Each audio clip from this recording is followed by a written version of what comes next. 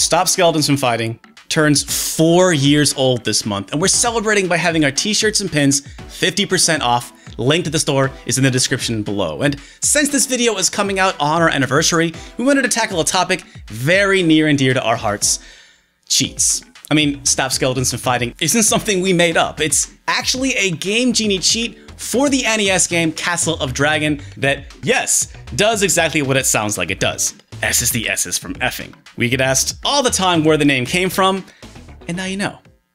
Cheats were a huge part of video games that has largely vanished in the last decade or so. And of course, cheating in competitive gaming ruins the fun for everyone, and that's just as rampant as ever, but we're talking about in-game cheats, not the kind that sells hot sauce. Cheats have had many uses over the years, first used primarily as a way to make games easier. For example, the Konami code, probably video games' most famous cheat, was created so that the NES version of Gradius would be easier for the developers to test. And cheats were also big business. I don't know about you, but I begged Santa for a Game Genie just so I could finally beat Battletoads. The Genesis port of Mortal Kombat outsold the Super Nintendo port by 5-1, purely because of the blood code. There were entire magazines and TV shows dedicated solely to cheats. And as the years went on, the cheats that appeared in games started to get more creative. The peak of cheats in terms of this level of cultural and financial importance was during the swingin' 5th generation, which marked the widespread rise of 3D polygonal gaming. We're not saying cheats ended here, but it was a downward slope from the late 90s to today. And while there are a lot of cheats on the Saturn and of course the PlayStation,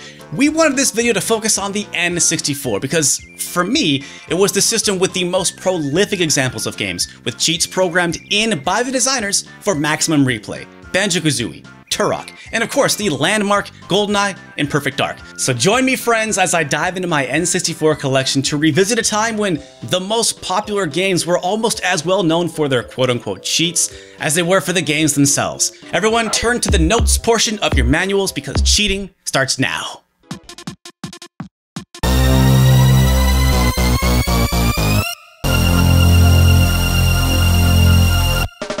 Before we start our adventure proper, let's set the parameters. First, even though our channel is named after a Game Genie cheat, we're excluding peripheral devices like the Game Genie, or in the case of the N64, the Game Shark. We're also not counting ROM hacks either. And this is because we want to look at the cheats that developers decided to include in the game. I think it's fair to consider them part of their vision for the game. If you can put in a password or perform a button combination on your controller, it counts. If you need a secondary device, another time. We're also going to be using the words codes and cheats to kind of mean the same thing, so don't get too caught up in the semantics. All right, are we clear? Is everyone good? Cool, because I am dying to get into this. Let's go. One of the more interesting types of cheats falls under the category of promotional. Nowadays, a lot of this stuff would just be DLC or other online features, but back in the day, developers had to be really clever to up player engagement and to get them to buy into your media empire. A good example of this is also part of one of the largest cross-media empires of all time, Star Wars. Star Wars Rogue Squadron was developed by Factor 5 and released in December 1998. Factor 5 wanted to synergize itself with maybe the pop culture event of that decade, Star Wars Episode I: The Phantom Menace. There still may not have ever been a movie more hyped. The problem was that Episode 1 was slated to premiere in May 1999, several months after Rogue Squadron's release. So, Factor 5 convinced LucasArts to allow them to include Episode 1's Naboo starfighter in the game, as long as it was super duper top secret. How top secret? Most of the Factor 5 team working on the game didn't even know about it and didn't find out until it was announced in July 1999. And part of the reason is that it was basically double encrypted behind not just one but two passwords. You need to input two different passwords, and neither time does the "you put the password in right" noise play. The game tells you twice that you put them in wrong, but if you then check out the hanger, you'll see a piece of the Phantom Menace that was hiding in a game released just 1 month after the trailer debuted. And no one figured it out. Just imagine a Game of Thrones game hiding some final season spoilers in the code. Yeah, you can't imagine that because you could never do that again. Rogue Squadron had another cheat that I love. A car. I mean, this is a car that can hit 12 Womp Rats in less than a parsec. Or whatever. This cheat just so perfectly captures how dumb cheat codes could be in this era. This isn't just any car though. This is based off of sound designer Rudolf Stember's actual 1969 Buick Electra. And this isn't the only time it was featured in a Factor 5 game. It would appear in all of Factor 5 Star Wars games. That means they must have licensed it from GM, right? Like, someone got paid for this, right? Imagine having that kind of budget. It's just wild. Let's move on to actual Nintendo games, or really Nintendo properties. Nintendo themselves are very against cheats. Most big marquee Nintendo games do not have cheat codes. However, there are a few exceptions, like 2000's Camelot developed Mario Tennis. When we were researching this game for our transfer pack video, we were surprised to see codes to unlock something called the Blockbuster Tournament? Surely not, right? N64? Game Informer? In a Nintendo game? Turns out, in an interesting cross-promotional tactic, Nintendo had a website called MarioTennis.com where players could participate in organized ring tournaments. The way it worked is that a password would get posted online and participants could then enter it in their N64 game. After you played the level, the game would convert your score into a generated code that you could then enter on the website to get on the leaderboard. For a company that would become infamously ignorant about online gaming, it was a shockingly forward-thinking way to build an online community for a console game. I don't know how successful this actually was. Looking at it via Web Archive, it looks like someone cracked the code for the 9,998 score and spammed it. Hey, that's cheating! But it looks like these tournaments only ran from September to December 2000, culminating in the MarioTennis.com Cup. As far as we can tell, the Blockbuster, IGN64, and Game Informer Cups were never used, but they're in the cart! It's worth noting that these tournaments were cut from the Virtual Console releases, much like its transfer pack content. Further proof that in order to fully enjoy this game, you gotta get the physical cart.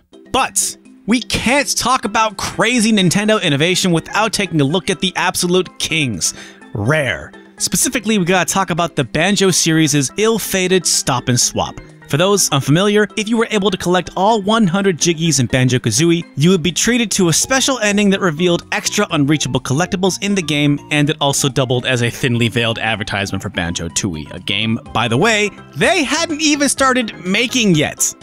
The absolute melons on these guys, I tell you. Anyway, but what does Stop and Swap actually mean? Well, players would get an extremely long password in Tooie that they could then butt stomp in Kazooie's Treasure Trove Cove Sandcastle. This would unlock items like the Ice Key and colored eggs in Kazooie. Still with me? Because then you could pull out your Banjo-Kazooie cartridge, and because of the way memory worked on the original Model N64s, you theoretically would have a 10-second window to put in Banjo-Tooie and unlock more content in that game. I'm skeptical this would have worked without corrupting a significant number of games and systems, but it never actually got implemented because of the changes made to the N64 in 1999, which would have cut your swap time from 10 seconds down to just 1. The code for it was never implemented in Tooie, though some of the items were included in that game. The actual intended passwords were discovered in 2001 and subsequently published everywhere, and you can even enter them yourself if you have the patience. I didn't do all the codes because apparently if you use more than 2 non-stop and swap cheat codes, Grunty would delete your game, and I somehow still have my original save from high school on there, so I ain't risking it. But now, it's finally time to talk about the big boss of cheat games, GoldenEye. Cheats in GoldenEye are unlocked by completing certain levels on specific difficulties under certain times. You know this. But did you also know that GoldenEye has input codes for every cheat you can unlock, plus a few extras? That's right, you don't have to struggle with finding Dr. Doak in the facility to get the invincibility cheat. You can just put in a code. Plus, there are cheats that can only be unlocked by using button codes. And the best part, these weren't discovered until about 3 years after GoldenEye was released. It started when Rare themselves revealed a button code that unlocked more characters for multiplayer, and then shortly after that, hackers found a whole slew of other button codes. Even after Perfect Dark and Time Splitters had come out, people suddenly had a reason to dust off their old copies of GoldenEye again. That's the power of cheats. One of those exclusive codes was for invisibility in multiplayer. This would have essentially been screen lookers only mode, which would have been really fun if you ask me. Unfortunately, it needs to be put in per player, per life, and requires a very long and difficult string of button combinations. I was actually only able to pull it off once, and even then I wasn't able to also get it working on player 2. If only there was a way I could cheat. Another cheat that isn't unlockable is the pen and ink mode, though there's space on the menu for it perhaps. GoldenEye's pen and ink mode is honestly pretty disappointing when compared to similar cheats in other games, even in other shooters like Turok 2. Pen and ink mode is actually one of the more common graphical cheats in games of this era, but my favorite variant of it is the wireframe mode found in Extreme G because it absolutely tanks the frame rate. Yeah, look at that mess! Extreme G 2 is a bit more polished and its wireframe mode isn't half as crazy, but they included a Tron mode which is basically like a rainbow pen and ink mode. Looks cool. Of course, pen and ink mode isn't the only graphics cheat out there. Just in my collection, there's tons of examples. Of course, you got bouncy levels. And fun fact, the studio that made this game, Body Harvest, would a few years later make Grand Theft Auto 3. I would have loved the GTA 3 to have a cheat like this. There's also Upside Down, which you'll usually see in racing games, though not exclusively. Space Station Silicon Valley, which was also made by future GTA studio DMA Designs, has it too. Of course, you got more basic graphics cheats, what I like to call the wacky colors cheats, but the game that does it best was also one of the inspirations for this video. Top Gear Rally. Look at this! It's basically an interactive vaporwave music video. Put Studying Anime Girl on top of this and call it a day. I could personally watch this forever. Not all graphic cheats are improvements though. I found several examples of games that actually have cheats that intentionally make the graphics worse. The one that takes the cake though also gets an honorable mention for the pettiest cheat on the N64, Turok's Quack mode. This mode, besides taking a weird shot at Quake, turns the smoke into giant blocks and also cuts out animation frames. Just drink it in. Delicious trash with notes of pettiness. Of course, it's hard to talk about graphical cheats without talking about one of the defining graphical cheats of all time, Big Head mode, aka the mode that makes everything better. That's just science. As far as we can tell, Big Head mode originated in 1993's NBA Jam, which actually was the same year as the Mortal Kombat Blood Code. Whew, good year for Midway. But, while it wasn't the first, the king of Big Head mode is definitely GoldenEye, and its mode, DK mode, wasn't even a pure Big Head. The inclusion of Donkey Kong arm proportions is something like a Magic Gaming MSG, just elevates the whole experience. Because Big Head mode was so common, we actually wanted to highlight a few games with alternate body horror modes, like Excitebike's Pinhead mode, NFL Blitz's various cheats, which are not N64 exclusive, but still fun, Turok 2 taking a cue from GoldenEye with big hands and feet, Space Station Silicon Valley yet again, and my personal favorite, Top Gear Rally 2, which isn't a Big Head mode as much as a monstrous, cartoonishly freakish car mode. Just look at how big they are and how they break the camera. Tony Hawk Pro Skater was of course another flashpoint for big heads, though here's something interesting. The N64 ports of 1 and 2 don't have big head modes like their PlayStation counterparts. Like we said at the top, making the game easier is a function of most cheats, and it's also one of the more boring for that reason. However, there are some games with surprises, like Resident Evil 2 64, which, holy crap, Grace, when are we gonna stop finding neat about this port? Bottomless pit. It's so good. RE2 64 has an unlimited ammo cheat like most versions, but it exclusively has an invincibility mode, though one-hit kill attacks still kill you, and lets you unlock Tofu and Hunk with a code, meaning you don't have to play all the way through the game to play these modes, and you can play these modes with invincibility and unlimited ammo. Finally, I can take my time with the 4th Survivor mode and wipe out all the zombies in Raccoon City my damn self. And of course, you can't forget one of the N64's most notorious games, Superman 64. With cheats, you can skip levels, meaning I can finally see what this game is like outside of flying through rings. And is it any better?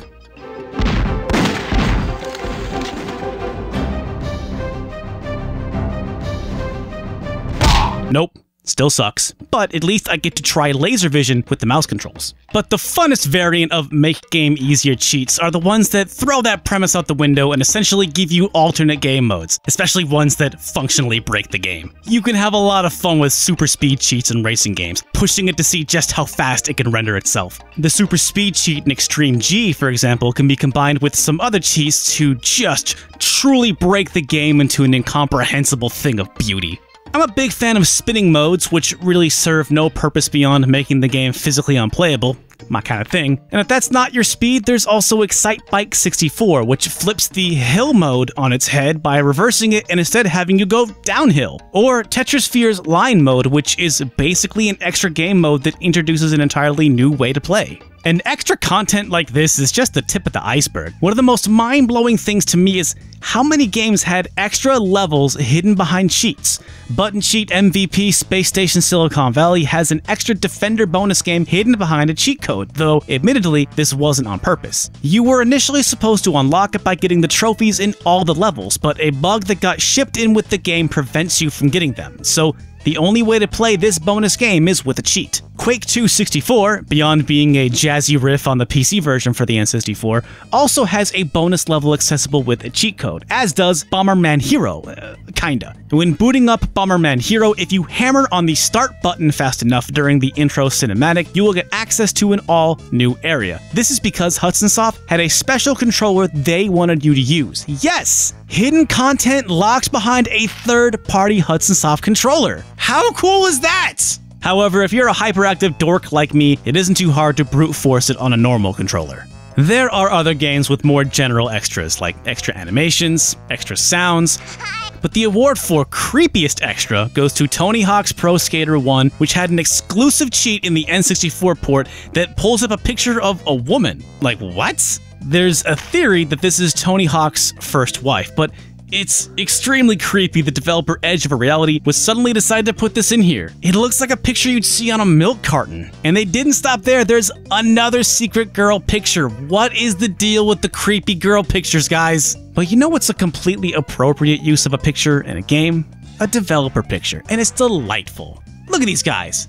Good work, you made a great game, look at them. Though the top prize for extras definitely goes to Star Wars Battle for Naboo. It has the rare, still too extremely freaking rare distinction of being a video game with unlockable audio commentary on every level. This should be in every game. Of course, if you're seeing this cheat, you've probably already figured out every single power-up in the entire games. As we've been making our way through all these cheats, I realized I wasn't focusing enough on my favorite ones. The ones that are just stupid, dumb, and unambiguously awesome. From Glover's, let's just say, unique ways of teaching you cheat codes,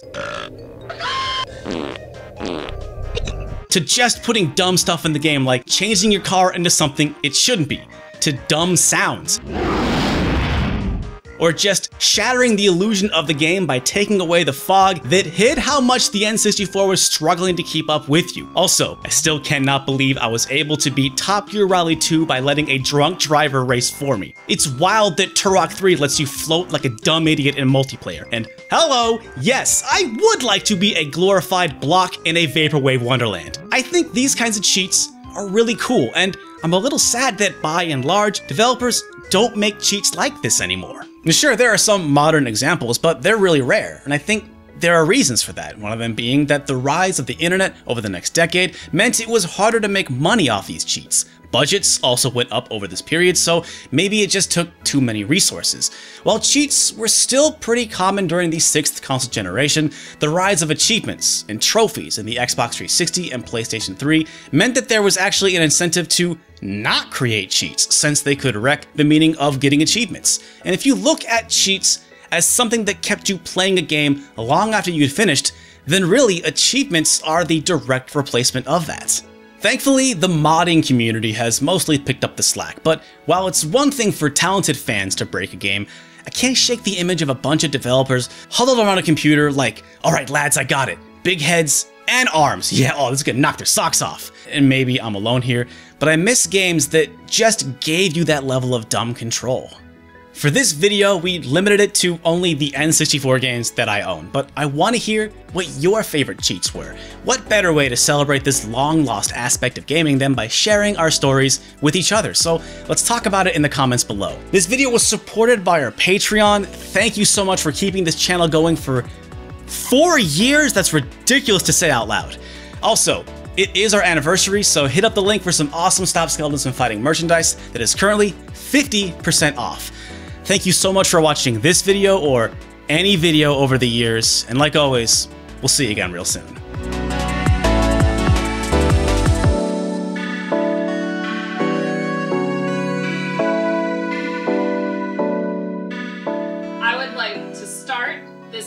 showdown ending by letting Derek know that when the dog walked and bumped the camera, he actually bumped the shot, and this is what the framing should have been like. Oh. The entire, like, I'm not sure when that happened, when the dog hit the camera, but a little behind the scenes. Yeah, here, come here, bud. We got a little pokey puppy. Come here, bud. Oh, buddy. Yeah, so Launchpad he's a little pokey puppy who likes to lick. He licks his paws when he's nervous anyway, but sometimes he gets little sores on his paws, and he definitely can't lick them because he'll make them worse, and he definitely will lick them. Yeah. And he's always terrible during shoots, but today, because he got that extra head on when he was trying to go hang out with Derek during the shoot, he knocked the camera over, and I noticed, and we talked about it, but I forgot to come after I put him away. I forgot to come fix it. Anyway, thank you, patrons. 4 years. Yeah, 4 years. It's been the bedrock of this channel. Just financially, we would not have been able to last as long as we have without the patrons. So, like, you know, present or past patrons, you know, hey, like, if you gave us a nickel, like, thanks. Like, we needed it, and it helped. And yeah, we work hard, and we try and make the best videos because we know we got the support of people like you. And so, man, we're just gonna keep going. And Launchpad wants to take this cone off and put these lights down and probably start playing. So, I think we're gonna go. I hope you liked the video. I made a spreadsheet for it. Also, have we ever talked about this? I got my copy of Doom for the PlayStation used, and somebody was very nice and like added an extra page into this. Yeah. Look at all these. Someone like open your notes. There they are. You gotta pay it forward. Pay it forward. Yeah. And also, here's a fun thing. Young Derek decided to let everyone know, or let himself know, Hold it closer to the camera. that this cheat is dumb. That password is dumb. Don't bother with it. It felt important to let everyone know. Don't do that one. All right. Bye, everybody. Bye, everybody.